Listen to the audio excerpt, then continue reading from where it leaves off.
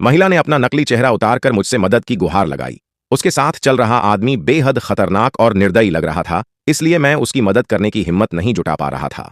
लेकिन तभी महिला ने मेरा हाथ पकड़कर अपने शरीर पर फिराया। जैसे ही मैंने उसे छुआ, मुझे कुछ अजीब महसूस हुआ। मैंने तुरंत अपना विशेष एक्स-रे चश्मा निकाला और ध्यान से देखा। हैरानी की बात यह थी कि उसके पूरे शरीर में हीरे छिपे हुए थे। उसी समय एक वेटर खाने की ट्रॉली लेकर हमारे पास से गुजरा। मैंने चुपके से एक कांटा उठा लिया।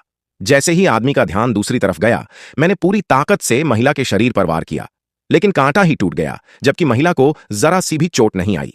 मेरी हरकत देखकर वह आदमी सतर्क हो गया।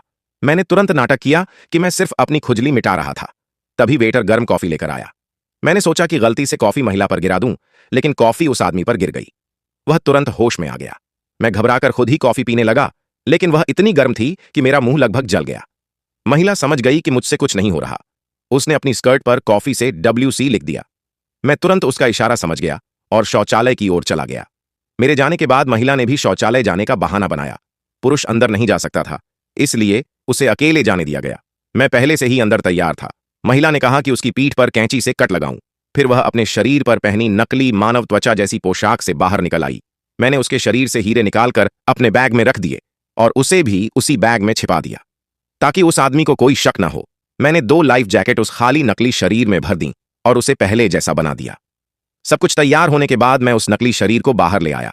शुरुआत में आदमी को कुछ भी पता नहीं चला, लेकिन जैसे ही हम एयरपोर्ट से बाहर निकलने वाले थे, नकली शरीर की टांग में छेद हो गया और उसमें भरी हवा निकल गई। देखते ही देखते पूरा भेद खुल गया।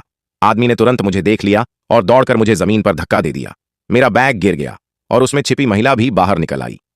तभी कहानी समाप्त होती है और संदेश मिलता है कि अगर कभी किसी मुसीबत या अपराध की स्थिति में फंस जाए तो सबसे पहले पुलिस को सूचना दें। तो बताइए, आपको यह कहानी कैसी लगी?